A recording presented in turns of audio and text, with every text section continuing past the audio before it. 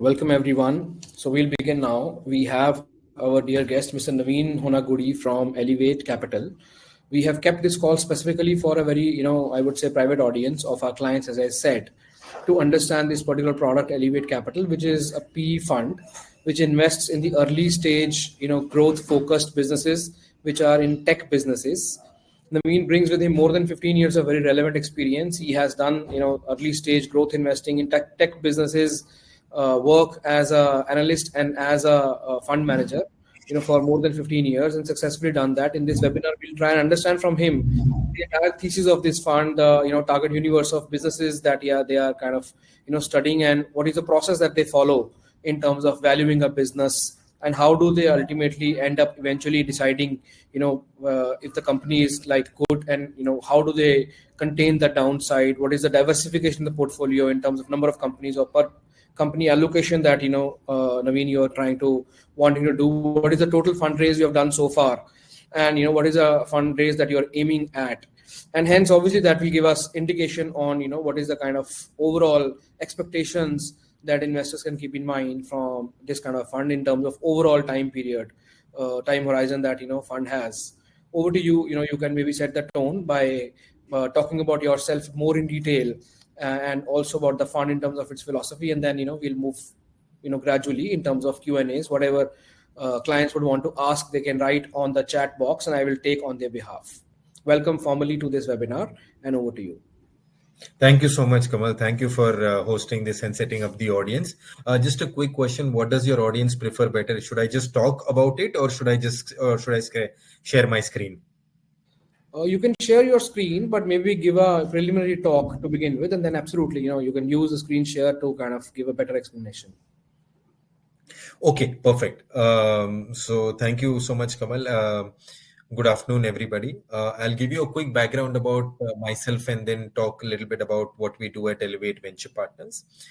So quick background on myself. I've been investing for about 17 years, only in unlisted companies, only in technology-enabled businesses. I've done that with two firms for the first 5 years. Between 2007 to 2011, I deployed money from the balance sheet of Reliance Capital. The office was in Ballard Estate in Fort area in Bombay. We used to invest from the balance sheet or prop book of Reliance Capital. Invested about $35 million across 15 companies in unlisted tech companies. And those were very, very early days of internet investing. If you would go back to 2006-07, that point of time, the number of internet users in India was about 500,000. So 5 lakh users. Today, it's almost half of India. So 70 crore users. There weren't any unicorns at that point of time. Today, there are close to 125 unicorns after about 16 years. The most valued tech company was valued at $25 million. Today, it's Flipkart, which is valued at $40 billion. So the point I'm trying to make is I've been part of the India internet growth story since day zero, and hence built a fairly strong network with VCs, private equity, unicorn founders, corporate venture capital firms, and so on and so forth. In the first 5 years that I was at Reliance Capital, invested in 2007 in a company called Yatra.com, in 2010 in a company called Paytm. Made about 40x on each of these investments, and thereafter moved on to be part of the founding team of India's first seed fund called as KE Capital for about 11 years. This is between 2012 to 2022.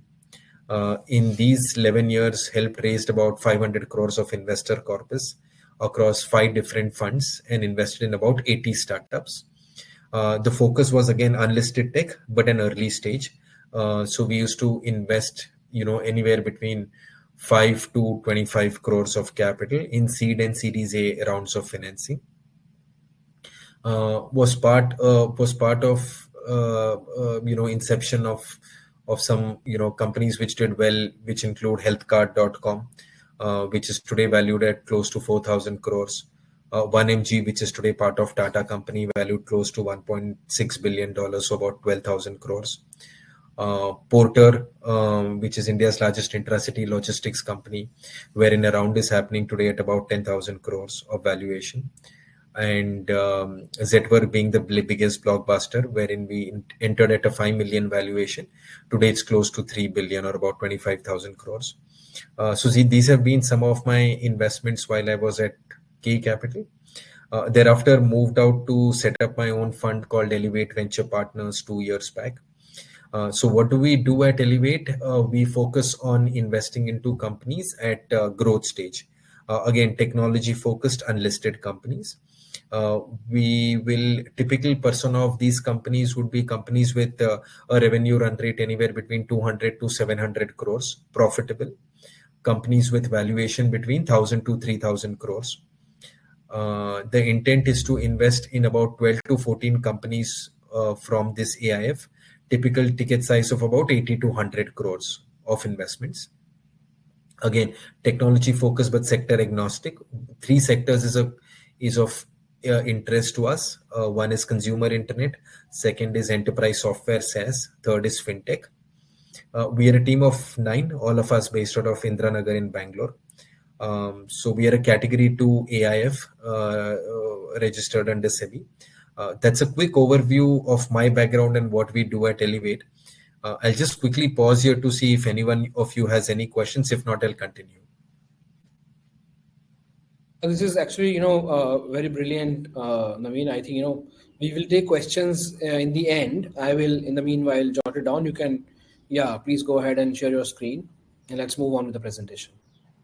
Perfect. So just to summarize, here is my investment experience: 5 years with Reliance Capital, 11 years with K Capital. These have been part of some large companies that I have invested over a period of time. Overall investments in about 100 companies across 17 years. A quick fund summary, like I mentioned, about 200 million or 1600 crore fund. Base fund is 1000 crore with a 600 crore green shoe. We'll do about 12 to 14 investments, average ticket size of about 80 to 100 crores per company. Largely focused on investing primary capital, but partially we'll do secondary as well, wherein we'll buy out existing investors in the company. But the fund thesis for us does not change. We'll only focus on companies with revenues typically 200 to 700 crores and profitable companies. So where we are today in terms of fundraise, of the 200 million, we have commitments of about 126 million. So it crossed about 1000 crores in terms of fundraise. So we have crossed the base fund size, and now we are into our green shoe. About 70% of our capital is institutional, 30% is family offices and HNIs, and a very similar skew or mix between global and Indian investors as well. About 60% of it is global investors, 40% of it is Indian-based investors. We got anchored by Korea's largest bank called KB Global, which is also called Kookmin Bank. They manage close to $1 trillion of assets in Korea. Think of them as a State Bank of India in Korea, wherein they have a banking license, wealth management, insurance, and so on and so forth.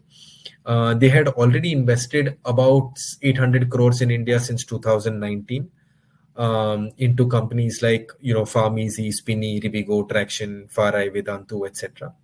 They wanted to partner and invest with an Indian fund manager. So they scanned about 20-25 funds. Diligence with Elev8 ran on for about a year and a half. And eventually they committed 20% of the fund size, so about 300 crores into the fund. This will be probably the very, very few maiden funds, first-time funds, which have gotten, or the only one which has gotten an institutional anchor investor in the first fund itself. Once they came on board, that set a good precedence for us from a fundraise perspective, and very soon, in less than a year after our first close, we got to close to 1000 crores of commitment. India's sovereign fund, Self-Reliant India, which is part of the MSME government, they have invested about 125 crores into the funds. Besides this, we have some of India's and globally some large marquee family offices and HNIs who have also committed to invest in the fund. I'll quickly talk about some of our investment portfolio companies that we have invested in. So far we've done 2, and the third investment we should be making in November. So the first company is a company called ID5. They are in the identity verification KYC space. 50% of their revenues is from banking clients, and 50% other industries like manufacturing, gaming, logistics, etc. As we speak, they are one of the leading top 2 players in this industry. As per October numbers, they are at a 200 crores of revenue run rate with about 85% gross margin and a profitable company. By the time they end March, they will be at about 230 to 40 crores of annualized run rate and 18 to 20% EBITDA margin. So that's the scale at which they are. It was a 45 million round, which Elev8 and their LPs led with a $20 million check. Another 10 million or 80 crores came from India Mart. 5 million came from Dream11, so 40 crores, and 80 crores came from another 80 crores came from Analog Partners, which is a top tier fund based out of Singapore. Here we invested close to $8 million, and our LPs co-invested a fairly similar amount, or in fact higher, directly on the cap table of the company. So the point I'm trying to make is we do provide co-investment opportunities for our investors to directly come onto the cap table of our portfolio companies. The second company is a company called AstroTalk. AstroTalk is in the astrology marketplace. They connect consumers like you and me to astrologers on the other side, either through a live chat or a video interface. In FY24, they did about 600 crores of revenue and 130 crores of EBITDA. In FY25, this year, they are projected to do 1,300 crores of revenue and about 220 crores of EBITDA. Very fast growing company, only 2 investors on the cap table, which include Left Lane, which is a top tier fund in New York, $2.7 billion, and Elev8 Venture Partners. Rest of the stake is held by the founders, majority of them, about 95-97% of them held by the founders. Company is growing at about 2x year on year. We came in at about 2,400 crore valuation. There is some talks of a round happening at about 6,000, secondary round happening at about 6,000 crore valuation. This is in 4 to 5 months after we invested in the company. The founders are working towards filing a DRHP in December 2025, which is almost 1 year from now. So hopefully in a year and a half from now, they should file for an IPO, at which point, if we choose, we can have a liquidity event or sell off this company. And the third company, which is a company in the fintech or wealth tech space, wherein they are democratizing wealth investments for retail individuals. This company has been in existence for about 8 years. As we speak, they manage close to $4 billion of assets under management, doing a monthly revenue of about gross revenue of about 26 crores and a PBT margin of about 3 crores on a monthly basis. So close to 35 to 40 crores of PBT run rate on an annualized basis. Again, this company is scaling at 80% to 100% year on year. Fairly marquee investors in this company, including Premji Invest, which is the family office of Azim Premji, Sequoia Capital, Fairing Capital, Amazon, and so on. We are co-investing. It's a total 45 million round, wherein Elev8 and our LPs are investing close to $20 million into the company. There is no HNI or family. There are only 3 HNIs or family offices in this who are already invested in this company. One is a gentleman called Hemendra Kothari of DSP. Second, Nitin Kamath of Zerodha. Third, Mr. Utpal Sheth of Trust Plutus. Rest all is institutional capital. And here we are providing an access to some of our LPs at a minimum ticket size to directly invest into this company. We are just about wrapping up this investment and should wire the money in the next 2 to 3 weeks and conclude the transaction in November. So these are the 3 investments which we have already done. I'll just pause here once again to see if anybody has any questions. If not, I'll continue. Okay, perfect. So what we do is we have a fairly data-driven approach towards investing, and this brings us towards our checklist for investments as well. So broadly, as I said, our criteria is companies with 200 to 700 crores of revenue and profitable companies. In India, there are about 600 companies such as this. What we have done is we have put together a 12-point checklist of what we want to see in the company while investing. Essentially, this company has to be number one, number two in their category. They should be growing at about 50% year on year. They should be profitable companies. Their future CAGR should be over 35%. There shouldn't be any binary risk in the company. The company should already have existing institutional investors in the company. This is a signal of strong corporate governance. Basis this, we have shortlisted close to 150, 160 companies. The intent is to do a 4 to 6 months due diligence on these companies and eventually invest in about 12 to 14 companies from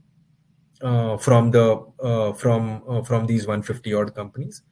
What this is helping is this is giving a very strong flavor to our investors of what kind of companies we will invest in, and more importantly, what kind of companies we will not invest in. So we will not invest in companies which have binary risk, which means hit or a miss.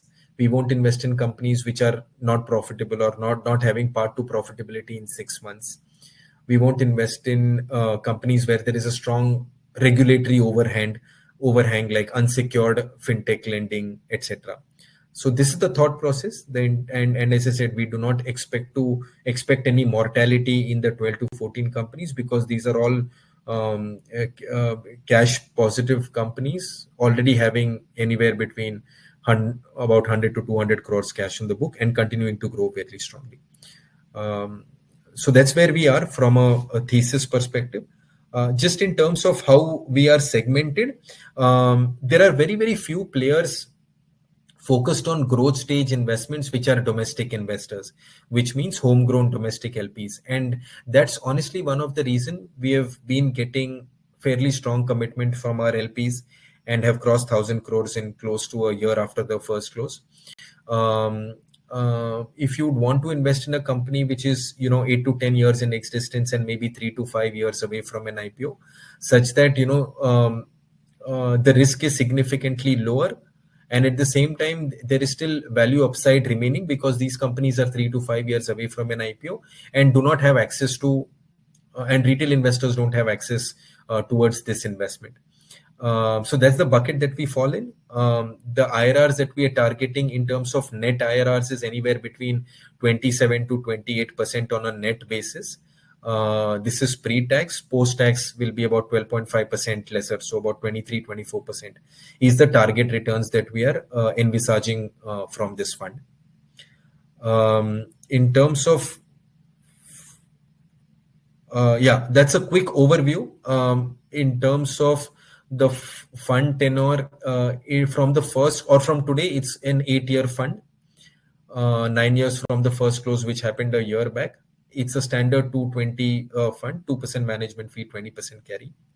And I'll be happy to answer any more questions that you may have, either with respect to the portfolio, fundraise, or investment thesis about the fund.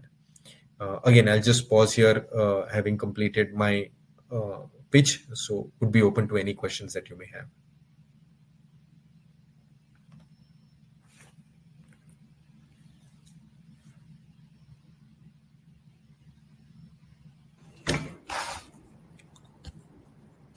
So you can carry on. There are we'll take questions exactly in the end. If you any further things to be discussed, you can please carry on.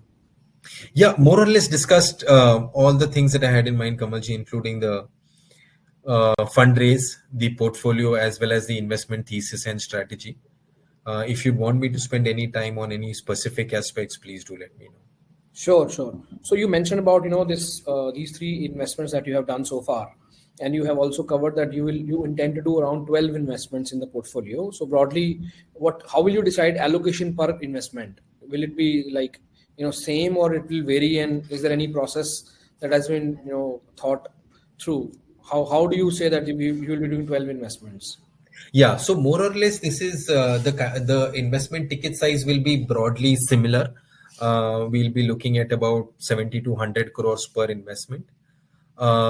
We are keeping 70% writing 70% of the fund corpus in the first check and keeping 30% of follow-on capital in case the company raises additional round of financing in a couple of years or so.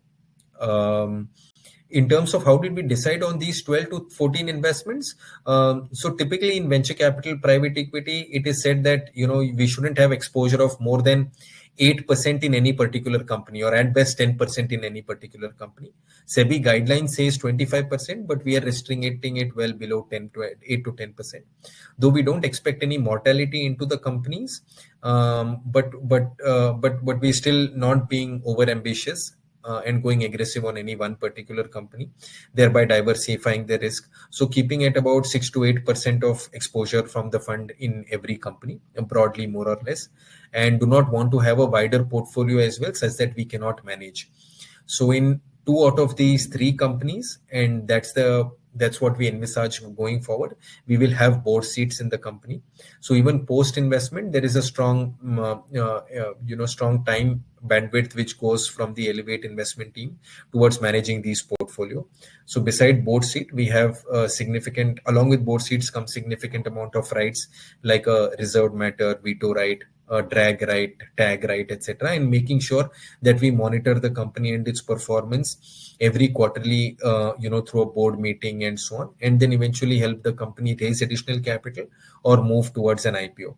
And we think with the current bandwidth we have optimally 12 to 13 companies over the next 3 years is what we can look to invest in and manage the portfolio. Sorry, Kamal, you're on mute. So how do you plan to exit from these companies, and what is the kind of targeted IRR that you have in mind from investors' point of view, net of fees, over a period of tenure of say 8 years of this fund? Because I could see there are certain questions regarding fees, because investors have had experience of investing in other private equity funds, but because these are long drawn funds and with fees like carry charging performance fees, ultimately investors are like skeptical about the fees. And then ultimately at net, what is it that will come in their hands, net of fees and expenses? You can explain maybe from your point of view, what is the indicative that you are aiming at in terms of multiples when you will exit maybe any of these companies? Sure. So in terms of targeted IRR, net of fees and carry is about 27-28% is what we are targeting. This will be on an average 4-year investment horizon, which translates into about 3.2 times return on investment. While, of course, the fund duration from today is close to 8 years. The reason I'm saying 4 years average investment period, because the investor does not commit on day one. He commits over a period of time. So we will be drawing down capital year 1, year 2, year 3 until December 26. And similarly, we will start exiting these companies conservatively from year 4 onwards. Right, year 4 to year 8 is when we will exit these companies. So hence I said the average holding period comes to about 4.5 years. And pre-tax, post management fee and carry, we are targeting about 27-28% across this 4 years average holding period. Sure, that's quite decent. And how does this entire hurdle and performance fee calculation work from investors' point of view? In terms of cash flows, at what stage will you calculate the performance fees? And how does that actually work out from investors' point of view? Can you please explain that as well? Yeah, so we are charging. So it's a 10% INR hurdle rate that we have. This is CAGR compounding year on year with catch up. Only once we return cost and hurdle rate of 10% year on year compound will we enter the carry territory. So that's a precursor for us to return the cost as well as the 10% year on year compounding hurdle rate to draw down carry, and this carry is with catch up. And yes, that's how the fund is structured from a hurdle and carry perspective, and it's a 20% carry. So let's imagine that your fund is fully deployed, and then after 4 years you do the first exit, and that exit is straight away returned back to the investor, or you can reinvest that money also. Is there any period within which you can do any reinvestment also, or any investment done once whenever exit happens, that will return back to the investor? Yes. So so there is a terminology called investment period, which is 4 years after the final close. Typically, SEBI mandates, also SEBI regulation, that after the investment period, we have to return both the principal and profit back to the investors. Within the investment period, we have to compulsorily return the profit. We have the option to redeploying the principal back into any other company only in the investment period. So yes, the target would be to try and see if we can exit some of these companies early on within the investment period, so we can provide cash profit back to our investors, and at the same time recycle the principal into some existing companies or new companies, such that we will get closer to 100% deployment from within the fund. Understood. Then we'll sort of churn our management fees back to investing into other companies, such that the investors would not the hit to the investors would be minimized. Understood. And what is the current drawdown structure? How much has been drawn down, and what is the indicative drawdown from here onwards for any investors to join at this stage? So on average, so you can say about we're just drawing down another some percentage. So by it'll upfront it will be 35%, 35% in calendar year 25 and about 35% calendar year 26. Broadly, this would be the drawdown percentages. It would be in smaller chunks, 8 to 10% every quarter or every 4-5 months. That will be the drawdown over a period of time, and we can send a specific drawdown schedule list as well. Sure. These three investments that you're talking about, are these valued at par, or they have been kind of revalued in the portfolio for new investors? No, they are valued at par. There is an ongoing discussion within the team to revalue and change the NAV to a higher NAV in the March ending quarter. But for now, investors coming in will get an exposure to the existing 3 companies at the same valuation at which we entered. By what I would say month next year you plan, or you kind of intend to deploy the entire 100% amount? No, entire 100% we'll deploy till December 2026. Broadly, we will cover quarter. So hopefully before this year end, we should sign one more term sheet. So that will make 4 investments this calendar year. Similarly, calendar year 25 and 26, we will make 4 investments each. How does communication work, like, with clients, over a period of time? Like, now you have 3 investments in the portfolio. What is the frequency of sharing the fact sheet to keep investors informed in terms of, where do their overall funds stand? So we have a quarterly report that we share with our LPs. This captures the companies that we have invested, the amount that we have invested, the highlights, lowlights of these companies, any change in cap table, and so on. And finally, the NAV will be mentioned. On an annualized basis, we do a much broader setting wherein we have an AGM where all of our LPs are invited towards to the AGM. The portfolio companies of ours presents and we have a presentation and investor talk. And if there are any questions, one, it helps in the founders for the LPs or our investors to meet each other as well. And secondly, have a more face-to-face discussion with our portfolio companies as well as the fund manager and the team, and ask any questions they may have. What are the exit routes, that you will be preferring? Will you be waiting till IPO in certain percentage of the portfolio, or mostly these will be exited in the unlisted space itself? Yeah, so Kamalji, we are looking at we are entering only in those companies which are looking for an IPO horizon in 3 to 5 years, right?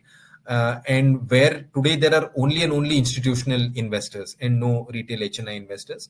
And about out of the 12-14 companies we will invest, 8 to 10 companies we will go for an IPO, and about 3 to 4 companies wherein we will sell our stake to a much larger investor like Warburg Pincus or KKR or TPG, some of them going forward in the pre-IPO round, etc.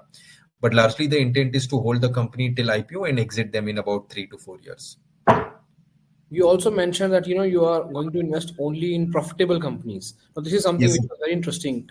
In the mid stage, companies which are like tech businesses and which are following the scaling up as a mechanism to grow is the kind of companies that you will be investing in. Finding profitable companies at that stage, which are not burning and which are earning, seems to be little odd.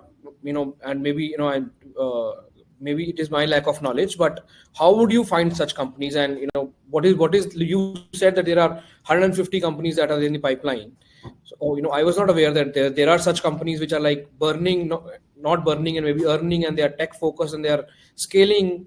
I have been interviewing many other fund managers in the space, but you are like, the way you have been sounding, it looks like that there is a very large pipeline that you already have. No, good question. It's changing. It's changing significantly. If you would have asked me the same question in 2021 or 22, my answer would have been probably there are 0 companies only which are profitable. But what has happened is, after Zomato got the beating that it did from public market investors, of a few more fiascos which happened, large private market investors have sort of pulled off from investing into India, right? So for example, if you look at Tiger Global, they were almost 30 to 40% market share in growth stage investing, the stage that we used to invest. They raised funds $10 billion in a week with 20% deployment towards India. Fund 17, after 6 months, they have not even raised $2 billion in US and 0% capital to India. And similarly, there are a few other large investors who have pulled off from investing. So what has happened is there has been a significant constraint of supply of capital in growth stage investing into India. Therefore, leaving the founders only with 2 options, either to perish or to become profitable. And companies are slowly turning profitable. Like I'm telling you, the third company we invested in FY22, they did 350 crores of loss. FY23, they did 150 crore of loss. FY24, 35 crore of loss. And as we speak, they're doing 3 crores of profit every month. And we have come in, last round was $200 million of valuation, in which large investors like Amazon and others came in. We are coming after the company grew 10x, only at 20% higher, $240 million of valuation. And similar will be the story with my other companies as well. I'll talk about 2 companies in the pipeline. There is one company in this payment space which we are looking to invest. As you know, payment space, all the top 10 companies, most of the 8 out of the top 10 companies are bleeding money, right? Are making losses, including large companies like Razorpay, Cashfree, etc. We are investing in a cash flow profitable payments company with 700 crores of revenue and 40 crores of EBITDA. This will go up to 200 crores by FY27, FY28. Similarly, we are investing in looking to invest in a D2C company, which has 450 crores of revenue and 50 crores of EBITDA. So the thought process or thesis is profitability. And today, and if you would have said the same thing 2 years back, I would have agreed with you, Kamalji, but today you're finding good profitable companies because there is a lack of investor capital and still growing at 60 to 80%. So from a vintage perspective, I have been investing for about 17 years. I haven't seen a better vintage as compared to this. And valuations are significantly rational because there has been a huge arbitrage between private and public market investing, where public markets are going overboard. But in the same time, private markets provides a very, very lucrative investments at growth stage for investors to come in. While, when you give money to the investors, you take the board seat, you take all of the rights. What are the other, I would say, attributes during shareholding agreements that you do, which kind of give you authority or give you flexibility to contain exit risks? Because it may happen that, when exit time comes, IPO may get delayed, your fund is kind of coming to closure, or, promoter is not wanting to kind of dilute equity, or some other fiasco may happen. You may want to sell that equity that you have to the competitor. How would you kind of, at that point of time, safeguard investors' interest, and what are the risk processes that you have to contain that downside risk because of exit not happening at time? Yeah, so what has happened today is some of this has become pretty standardized in the venture capital ecosystem. In our shareholding agreement, we put in that, the founder should give investors an exit in a 4 to 5 year time period. He should aspire towards a qualified IPO at a certain minimum valuation to provide exit to our investors. And then there is a waterfall mechanism. If that does not happen, then we can sell the company to a much larger player like an Amazon, Jio, Tata, etc. If that does not happen, then we can sell our stake to any large private equity investor. If that does not happen, then we can drag the founders towards exiting the company and liquidate the company. So as institutional investors, because we manage third-party capital and investor money, and given our fund life is pretty determined, we are pretty strong in terms of the clauses in the SHA on our exit rights. And in these companies, the founder is obligated towards providing investors an exit in a defined timeline, which is normally 4 to 5 years as described in the SHA. If it does not happen, we have all the possible rights towards dragging the company and selling our stake and realize the money to provide liquidity back to our investors. What is your personal skin in the game in this particular fund? Yeah, as part of the sponsor team, where the founders have put in money, we have put in about 20 crores of capital into the company, into the fund. When you raise this money, I was checking on your website, there are certain anchor investors who have put in large corpus, or any other institutional investors who may have put large corpus. You want to talk about that? So there are two institutional investors so far who have invested, and we have drawn down capital. One, as I said, is Korea's largest bank called KB Global. They have committed close to 300 crores of capital, or 20% of the fund size. The second is India Sovereign Fund Self-Reliant India, who has committed about 125 crores. These are signed contribution agreements and capital drawdown. As we speak, we are speaking to a large US-based fund to put in a similar commitment as KB into our fund. We have signed the letter of commitment and working towards documentation of this towards investing in the fund. So there are, as I said, about 60% of our capital is institutional, 40% is family offices and HNIs. The life of the fund from the first close, you said, is 8 years. No, sir. 9 years. We did the first close in October of last year. Okay. So from October of last year, it is 9 years, but from now it is 8 years. Correct. Perfect. And can it be extended also by 1 more year or 2 more years? Yeah, we have a +1. And then extension happens through the voting process, whereby 2/3 majority has to vote. That's correct. Yeah, that is similar to other funds. Yeah, right. SEBI norms. What is the team size that you have? Besides you, who are the other people in the team who would take care of this entire, I would say, research? Or when you say that you give 4 months time to do due diligence and you will create a portfolio by 2026. So we have a 9-people team based out of Bangalore. 7 in the investment team, including myself, and 2 in the operations finance team. This consists of principals, VPs, associates, and analysts who do research and due diligence. Let me talk about the typical process that we follow. So basis our investment thesis, we identify companies which are leader in that category, number 1, number 2 in their category within the 150 company list. Typically, it takes us about 3 months from the time we meet the founder once towards building our investment thesis, identifying how large the market is, the founder pedigree, background, and so on and so forth. And then we give a term sheet to the company. Once we give a term sheet, we do 4 levels of due diligence. So for the first 3 months, it's done by the internal team. For the next 3 months, the 4 diligences is done by external vendor. So one is a financial due diligence or a forensic due diligence, which is typically done by one of the big 4, EY, KPMG, PwC. The second is legal due diligence, which is done by most of the large law firms. And the third is technical due diligence. And the fourth, of course, is forensic due diligence. So these are the 4 due diligence that we do, which is typically done by external parties. After that, we drop the shareholding agreement, share subscription agreement, and then invest. So this again takes typically 3 months.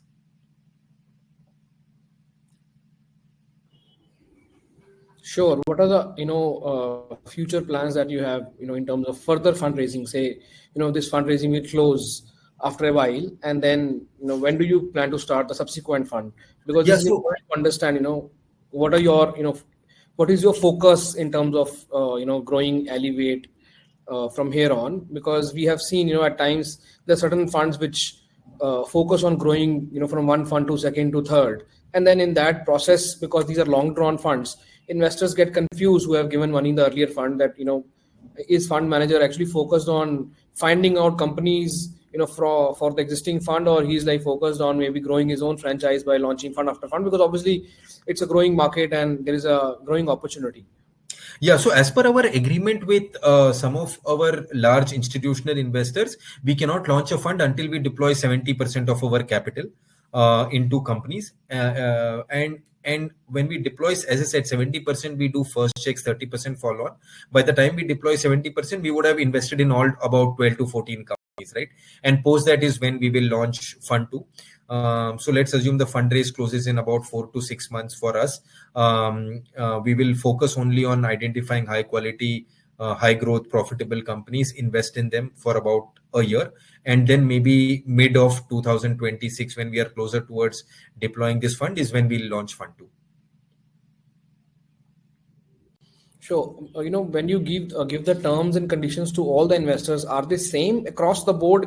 Absolutely the same. Yes. So that is unlike some other large fund houses which do, above 5 crore, 10 crore differential terms. We have not kept it all the same. We don't think that is fair. So for an retail investor who's put in 1 crore, or institutional investor like KB who's put in 300 crores, it's absolutely the same management fee and carry.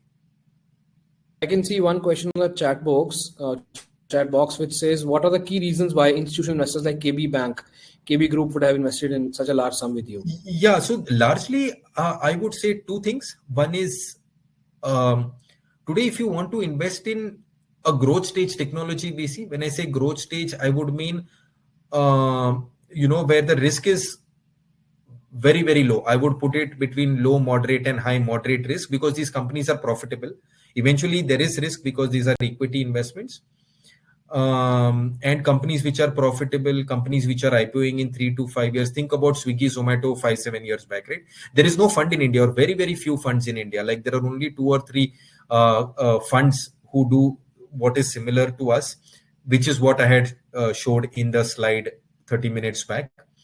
So we are trying to occupy this category and become like category leaders in growth stage tech investments in India. That's primarily the reason. And second is largely because of the founder's background, pedigree, our team having spent close to 25-30 years cumulatively as a team investing in unlisted tech since 2006-7, having a very strong network of founders, VCs and PEs is why they have invested. And plus the third thing is our thesis, our 12-point checklist, right? Wherein very, very few funds, as Kamalji said, have focus on investing in profitable companies and making sure that the investor or LP money is pretty much safeguarded from that standpoint. So I think these are the 3 reasons why large institutional investors like KB, after evaluating 2025 funds, after spending a year and a half, committed to investing in us. Sure. When did they invest with you? They came in the first close a year back. So when they came in the first close year back, and now when new investors will give you 1 crore and new investors will get same NAV, wouldn't it be unfair to the earlier investor who has given you money 1 year ago, and that to such a large institutional investor? How would you compensate them? No, so investors don't think about it from that perspective, Kamal. If you look at it, their hurdle has started from that day, the 10% hurdle. So many of our large family offices have put in 30-40 crores. So their hurdle has started from the day that they invested, right? So that's their preference of coming in early, wherein they think that, if we have committed, what's the point of keeping money in an FD or something? Might as well, make sure that at least the capital that they're investing in at least earns the hurdle of 10%, which is a decent amount, right? So that's the reason why institutional investors and large family offices have backed us from day one. No, fair point. So basically, they will get 10% hurdle for 9 years versus correct. Now will get 10% hurdle for 8 years. Correct. Can you also talk about marquee investing? I mean, where we are investing directly with a portfolio company. Yeah, so Akhil, we open this time to time basis the companies we are investing in. So for example, in the first company, ID5, our co-investors were fairly marked, right? India Mart 80 crores, Dream11 40 crores, Analog Partners 80 crores. And our HNI family offices clients and institutional investors got exposure towards direct investing into the company directly on the cap table of the company. We didn't form any SPV or any of that sorts.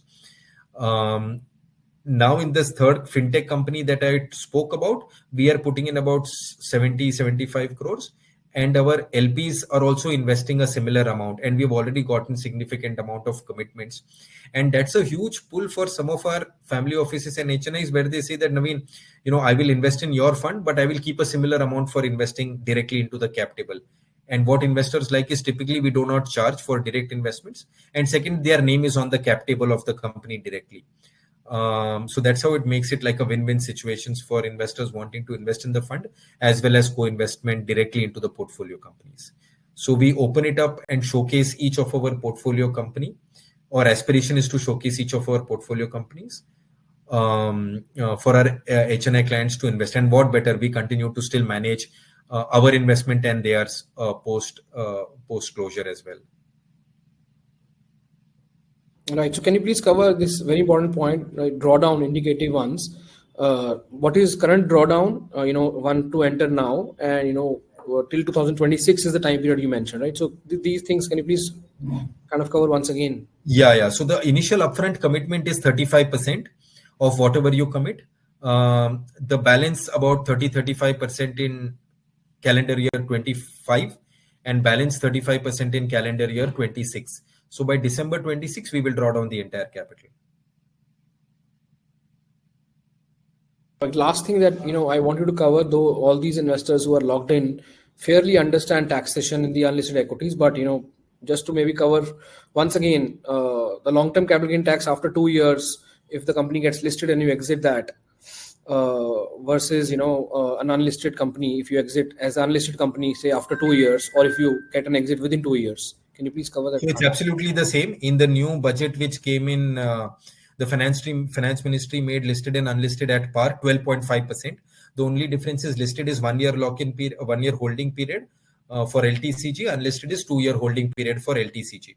That is the only difference. And most likely we will end up holding all the companies for at least 2 years. So 12.5% LTCG will be the taxation.